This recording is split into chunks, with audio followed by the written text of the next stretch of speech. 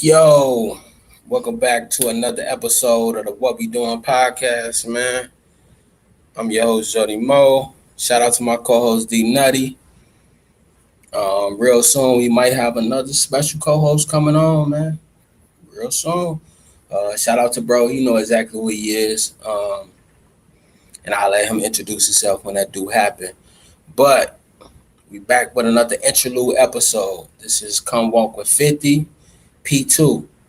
We gonna call this one a scale, man. And on this episode, I'm going to dive again into fatherhood and motherhood. Now, let me say this. When I talk about these certain type of topics, I'm speaking from a parenthood standpoint. And these are my opinions. So don't think I'm talking like a know-it-all or I know what I'm talking about. I could be wrong, but I feel like I'm right.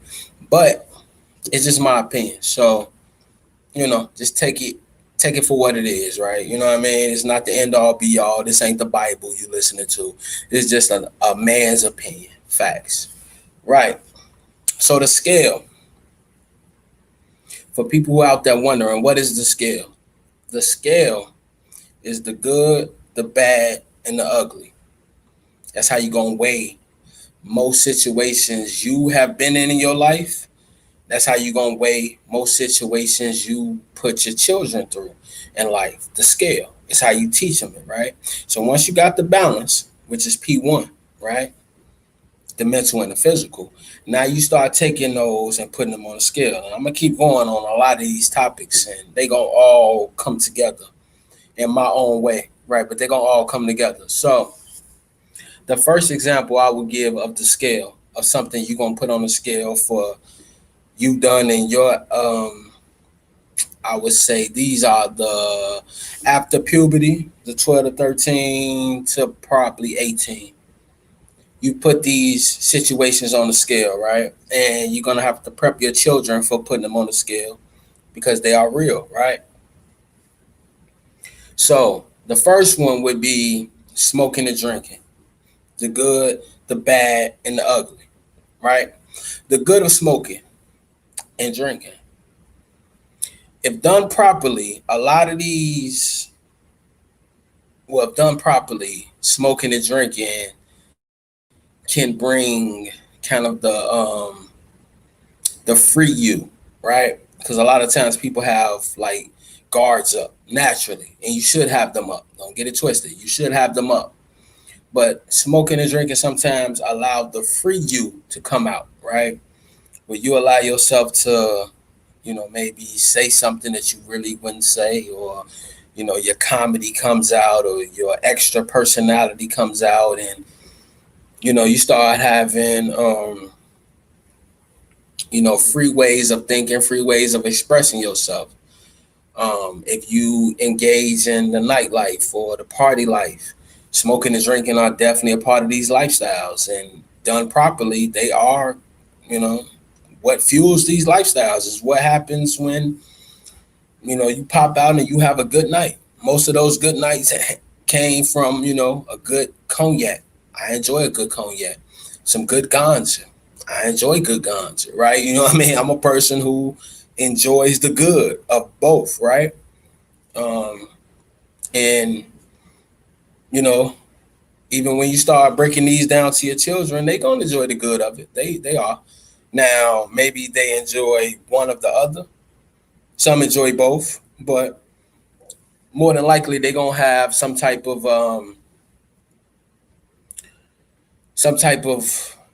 kind of what's the proper word experience with both. That's the proper word. Experience. They're gonna have an experience with both, right? Now, the bad, right? The bad of smoking and drinking, and you're gonna pay attention as I keep going. The bad of any situation always gonna come down to abuse and overuse, right? When you abuse and you overuse, when you abuse and overuse smoking and drinking, it becomes to the point where you like that freedom, right? To the point where you're smoking and drinking all the time, right? It went from weekends to even sometimes weekdays. Now, some people are stronger than others. Let's make this very clear. Every human being is not built the same. Some people are stronger than others. Some people can handle smoking every day. Some people can handle taking a sip every day. Some people can handle that. But this is not like something you want to play the percentages with. You don't want to play the percentages with this because it's going to end up getting to the next phase, which is ugly. The percentages say, slow down, calm yourself down. You want to find yourself in a situation where that free you, right? You could find that person without the liquor, without the smoking. You could find that person and you can, kind of express that person without that, right? Because once you start to abuse and overuse too much, man, it gets ugly, bro, to the point where, you just find yourself, not really feeling comfortable without it, right? You don't find yourself, confident without it. We always talk about that liquor courage, right? Human beings, we talk about that liquor courage, right? That comes from not really a real thing because most of the times a person, when they start talking crazy off liquor, they felt that way regardless, right? They just would never said it, right? And that's why people call it the liquor courage. But give it, proper training, proper, upbringing, they could do it without it, right? They could just enjoy liquor or they could just enjoy smoking. They don't need it for like those certain moments where they feel like I need it, right? Because you don't need it. You need yourself. You need the person within. That's what you need. Facts. And once you find that person within, you'll be all right. You will be all right. Now, the ugly, right? And this is something you're gonna have to prep your children for, especially your children, right? The ugly of smoking and drinking. You could get to the point where your body don't function without it. To be totally honest with you, your body's going to kind of engineer itself to the point where you've seen people who smoke a lot and they don't have smokes. They turn into like an angry ass person, no different than a person who drinks a lot and they ain't got no liquor. They get angry, right? That body is re-engineering itself. And once you get to that point, you're in the ugly lands, right? Where you can hear it when a person talk. You can hear it. You can smell it. You can see it. Like, you're an addict. That's the bad of it. Let's keep it real. Well, not the bad. That's the ugly of it. You're an addict, right? And once you get to addict standpoint, you almost have to dial yourself back to the person that you started off with. And you got to start back from the basics. I got to start from the person I started off with and then get to the point where I no longer need the liquor or the smoking to feel confident. You never want to get to the ugly, ever. Now, people have dwelled in the bad. Myself, I've dwelled in the bad, right? I enjoy cognac, right? Shout out to my yak drinkers. I've enjoyed it to the point where I've had some wild nights, man. I've found myself, earling or, what I'm saying, telling myself, man, I ain't never drinking again. Give me about a week or two. I'll be back at it. But it's just that standpoint where I understood I was so far out my body that I never want to be there again. And nobody ever wants to be there. Now, it's hard to get that with smoking, right? It's really hard to get that with smoking. But the rules are still in play. Rule number one with smoking, if I don't see you roll it, I'm not smoking it. Facts. Rule with drinking, if I don't see you pour it, I'm not drinking it. Facts. Because, you got, once again, you got weird people out here, bro. And, I know we hear a lot about these stories and we try to play like they're not real. They are real. They are very real. And our children need to understand they real, just like you need to understand they real. Yeah, you could definitely be in a situation where what you drinking ain't what you think you drinking, or what you smoking ain't what you think you smoking. And I've been there. I got, people I've known throughout my journey of life that, have ended up in situations where they never came back from that blunt. You know what I mean? Or they never came back from that liquor. Like that ain't bro no more. That ain't sis no more. Like they out there now. You know what I mean? You got to prep your children for this because once again, the good of it, you can enjoy the taste of alcohol. You can enjoy it, right? You can enjoy the fruity colors. You can enjoy the mixtures. They got bartenders out here, bro, that could put a drink together to the point where you knocking two, three of them joints back before you even realize, like, damn, I'm drunk. You know what I'm saying? I'm, I'm effed up. You know what I'm saying? I've been there. You know, they got all type of nicknames, sex on the beach. You know, we all know the cliche nicknames, but they got the real nicknames. You know what I'm saying? Incredible Hulk. Like, you know what I mean? You about to get to that next level. Even with the weed, you know, Cat Williams made the jokes about the weed. You know, the ganja, the crippa cuppa ganja block or whatever he said. You know what I'm saying? Like that type stuff. Like, you know what I mean? You got to be the potency. You know what I'm saying? You got to be able to handle the potency of marijuana. Like, you know, it's different. It's levels to marijuana. You know what I mean?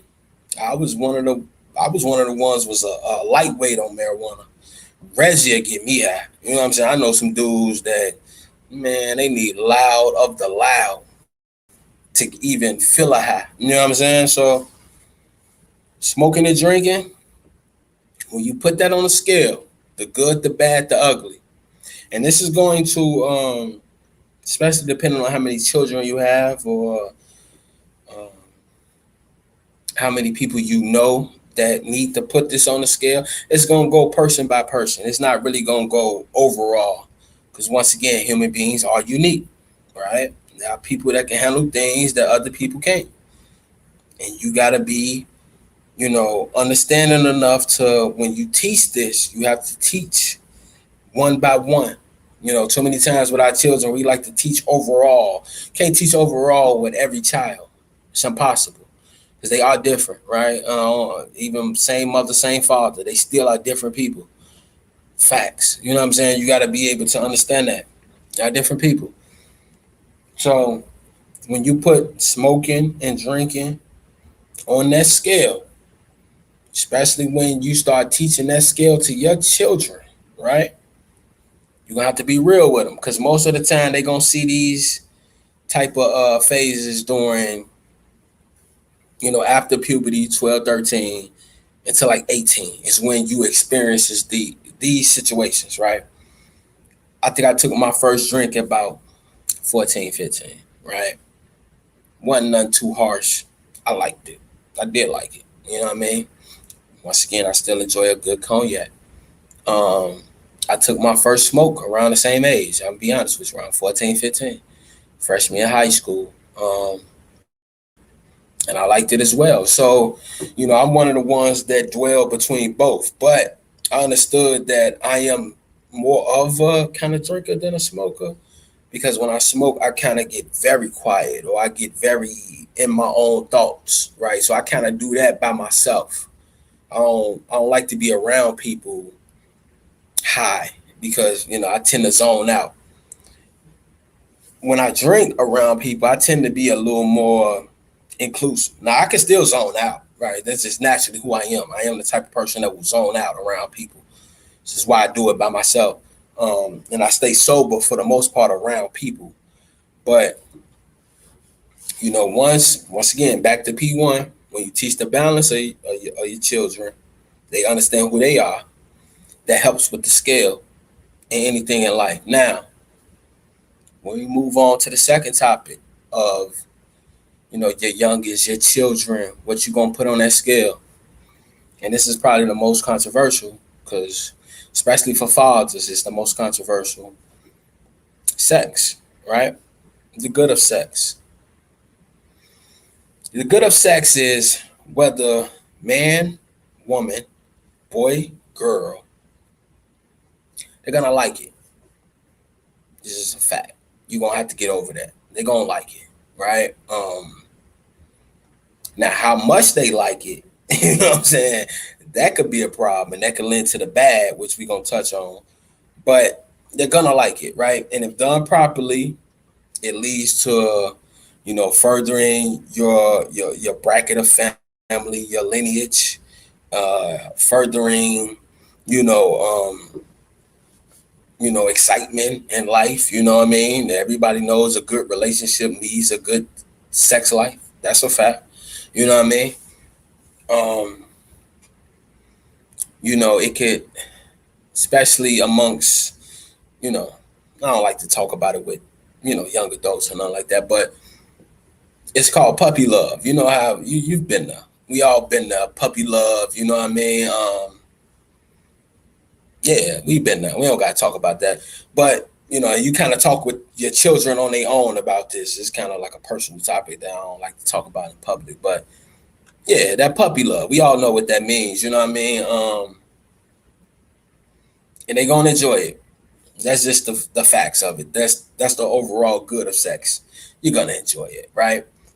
But you have to do it properly. Now, you're gonna notice when I talk about the bad, it comes down to abuse and overuse. Yes, you can abuse sex. You can overuse sex to the point where um, it no longer becomes about the connection. It no longer becomes about the interaction with a person, getting to know a person, and what leads up to it, right? It simply becomes about the orgasm. It's all you can care about, the orgasm, men and women, right? This leads you to quote unquote sleeping with anything, men and women, right? Because you only want the orgasm, right? This leads to situations where you allowing kind of your littler head or your littler self for a woman to think for the bigger self, right? This is when you start sleeping with the homies girls, or you start sleeping with your homegirls dudes, or brothers and sisters. And as far as the man, you know what I mean, you start sleeping with your girl sister, or you start, as far as the woman, you start sleeping with your dude brother. I don't want that to come off weird, but you're in that bad land now with sex, right? You are abusing it, right? It's no longer, once again, about the connection. It's simply about the orgasm, right? And this is when it just gets to the point where, how I put this kind of PG. It gets to the point where it's really no way to put it PG. It just gets to the point where you just nasty, bro. You know what I'm saying? Like you start getting nasty, bro. Like it just is what it is. Now, when you move to the ugly of sex, right? That's at the point where you end up having children by a woman you don't love. You end up having children by a man you don't love. That leads to broken homes, especially in the black community, right? We got to kill the broken homes. We got to kill the horrible marriage rates, right? Like if we're not gonna get married, then we simply not gonna do it. I'd rather our marriage rate be zero than our marriage rate be or our divorce rate be high. You know what I'm saying? Like we got to get to the point where we breaking it down to people like this.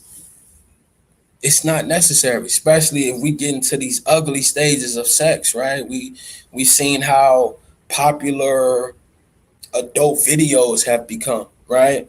Where you can see all type of sex now. You know what I mean? And that gets weird for a lot of people, for myself. You know what I mean? Like some of that it gets weird. But I've never hit the ugly point of sex. I've never hit that point. You know what I mean? Well, I've hit the bad. You know what I mean? And most people, and we're gonna keep it real, most people have hit the bad where it's just like, I don't really like her, but she here. You know what I'm saying? Or a woman to say that I don't really like him, but he here. You know what I mean? Let's get it popping one time. And what comes out of it, right? But once again, once you protect yourself and you understand that this ain't the end all be all, I'm not trying to reproduce with you or nothing like that, because let's keep it real. We don't know each other. I don't even plan on seeing you after this. You know what I'm saying? Like, you have to be real with yourself in those situations, especially when you start teaching this to your children, right? Because they gonna be there at points, right? I spoke on this in P1. They're gonna be there at points where you know your daughters have a best friend who likes a boy, right? And he has a best friend, so she has to play wing woman, no different than a man, right? You might have to play wing man, and you might end up sleeping with that person, or you might end up doing some kinky things with that person. You just got to protect yourself to the point where this can't be the end all be all. You get that person, you get that person pregnant, or that person gets you pregnant, and you don't love that person or have no connection to that person, bro. You playing with the ugly, right? And when you play with the ugly, STDs, STIs, unwanted pregnancies, you know what I mean? Child support that comes with the ugly. You don't get on child support from a woman you love. No woman you love gonna put you on that. Well, maybe she will, but for the most part, she won't. Or maybe it just went left, or you just a rich motherfucker. Like if you're a rich MFer, yeah, you going on child support regardless. But I'm talking about for the everyday human being, right? Like, no, you're not going on child support unless the person just truly hates you. Like, let's keep it real.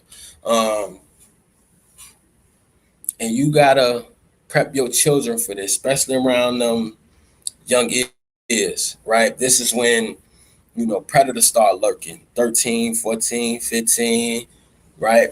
Hormones going crazy. You got to put that on that scale when you teach sex, smoking, and drinking to your children.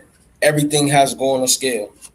The good, the bad, the ugly has to go on that scale. You have to teach them that, look, every situation that you go through in life is going to go on that scale for the most part. You find the good in it. You understand the bad, and you avoid the ugly. I don't care what cost. You avoid it. You know what I mean? And that's how I've lived my life for the most part of my life. You know what I mean? I've made mistakes as a young, and I ain't never. Every human being is flawed. I never sit here and act like I'm, perfect or I'm inflawed. I'm very flawed, right? I've had some wild nights, bro. You know what I mean? I've had I've had some wild nights. I've had some, nights where, I regret a lot of what happened. But it's part of being about human. Well, that's the part of you being human, is that you understand there's a part of you that wanted that night to happen, regardless if you want to admit it or not, right? And that might be the ugly part of you that wanted that night to happen. Like, you know what I mean? I'm gonna get it popping. So you take smoking and drinking, put that on the scale. You take sex, put that on the scale, right? Now, the hardest thing in your life, I'm gonna keep it real with you. The hardest thing in your life you ever gonna put on that scale is family and friends, because this is the part that might break you down, might make you cry, might make you look at life differently, right? When you put family and friends on that scale, the good of family and friends, right? But you're not really gonna ever put family on the scale, to be honest with you, because family is forever, right? Like, even if you don't really care for the person in your family, it's still your family. It's mostly friends, but they still kind of go together in a lot of ways, right? But the good of it, right? Companionship, you know what I mean? A person that you can, talk to, a person that you can share your secrets with, you can feel comfortable around, you can feel yourself around. Some people are really goofy, like they are really silly, all right?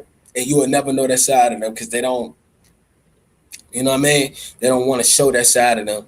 And it feels good to have people that you could talk to about that. I've had friends where I thought I was probably the only black kid that liked Dragon Ball Z, and I found out very quickly that I wasn't. I probably felt I was the only black kid that liked it, Mortal Kombat, to the point that I liked it. And I found out very quickly I wasn't. And that's the good of it, right? So now you can share amongst your friends. And even sometimes, your friends will put you on game, right? Like, no, are you like that? Check out this. And you like, oh, that's fire, right? It's the good of friends. The bad of friends, once again, overuse and abuse. You can abuse, you can abuse a friendship. You 100% can. You could take a friend for granted, right? You could take a family member for granted, right? A person that loves you unconditionally, and you know they do. You know they do. But, as we grow as human beings, we understand that some friendships ain't forever. Some, it's just not, right? For whatever reason. But there are definitely some friendships that you helped not be forever, right? Regardless if that was like, all right, that was my Dragon Ball Z homie, right? And now I'm on basketball and he don't really like basketball. So now I start fronting on him. You know what I'm saying? We've seen that before. Most people have seen that before. And you got to prep your children for that. Don't ever be that friend that start fronting on a person that heads your back regardless. Now, if y'all naturally grow apart, that's fire. Nothing wrong with that, right? Maybe y'all will catch up with each other later on and be like, man, what's up with you, man? Man, what? You know how that be. But if you purposely do it, you foul. Like you really are foul to purposely push that person out your life when that person had none but love for you. That person, you know, um, just had none but love for you, and you just really just fronted on that person and just made them feel away when you didn't need to. You know what I'm saying? You can obviously you can abuse a friendship where you just taking, and you're not giving much to that friendship, right? Like, you know what I mean? You call that person up, I need 20, they'll give it to you. I need 15, they'll give it to you. I need 30, they'll give it to you. But every time they call back, like, damn, what happened to that 20?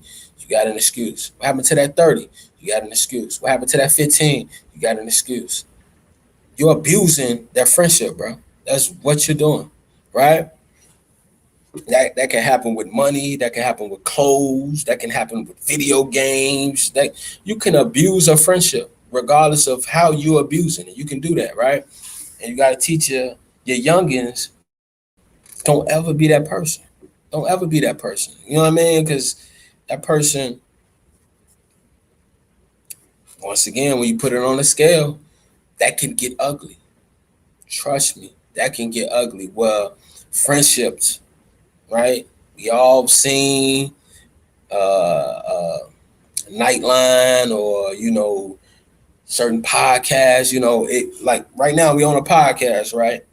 The number one genre in podcasts, crime. That's a fact. The number one genre in podcasts is crime. And a lot of these crimes happen between friends and family members. You know why? Abuse and overuse. Facts. A lot of times, right? A friendship that you abuse, right? And that friend didn't take what you did to them lightly. They won't pay back. You know what I mean? And it gets ugly, right? You never want to get to the ugly. Family members, whether that's money, they always say friends and family and money. Well, friends, money, family, money, neither one mix, right? Because you can abuse and overuse that. And you got to prep not only yourself, but you got to prep your youngins to understand that. Like, when you get to the point where you're allowing your own selfish views to make you neglect people that love you, that care for you, you know what I mean, that'll go to war for you, and you start looking at them like they were supposed to do that, or man, you ain't really love me, like, and it's like, bro, you know how much I took because of you? You know what I'm saying? That could lead to a person hurting you for real. It could lead to a person snapping, like, no, we're not gonna play this game. You know what I mean? So once again, man, when you put things on that scale, the good, the bad, the ugly, you gotta weigh them options. Weigh them. You want to stay in the good, and sometimes you're gonna tiptoe around the bad. When it comes to smoking and drinking, you might tiptoe around the bad where you high. Facts. And it's a good feeling. I'm high. I don't ever want to be this high again, but I'm enjoy the fact that I'm here. I'm drunk. I'll never want to be this drunk again, but I'm going to laugh about this day later on. You know what I'm saying? Sex. You might get to the point where you hit a girl that you would never admit you hit. You know what I'm saying? Or a girl might sleep with a guy she would never admit she slept with. But when you get to them ugly stages, man, and you can't deny what you did. You got so high that you crashed your mama car. You got so drunk that, you know what I mean? You got 3-4 DUIs. You got so, ugly off sex that, you got 2-3 kids by dudes who don't want nothing to do with you, or 2-3 kids by women who don't want nothing to do with you. You got to take a step back on yourself and reflect. And that's all these Come Walk with 50s are about. Come reflect, right? This is the What We Doing podcast, where the main question we ask is what we doing. All we doing is reflecting here. You know what I'm saying? No judgment. You know what I mean? All sucker free. You know what I mean? It's all sucker free. No judgment. So, you know what I mean? Shout out to all the listeners out there. Shout out to all the people out there, the subscribers. Love y'all. You know what I mean? We're going to get back to basketball. I see an episode coming real soon. Shout out my co-host D Nutty once again. But yeah, man, we're going to get back to it. I'm going to hit y'all with another Come Walk with 50 real soon. But this one, P2, the scale, man. Once again, that is the good, the bad, and the ugly. Facts. Love y'all.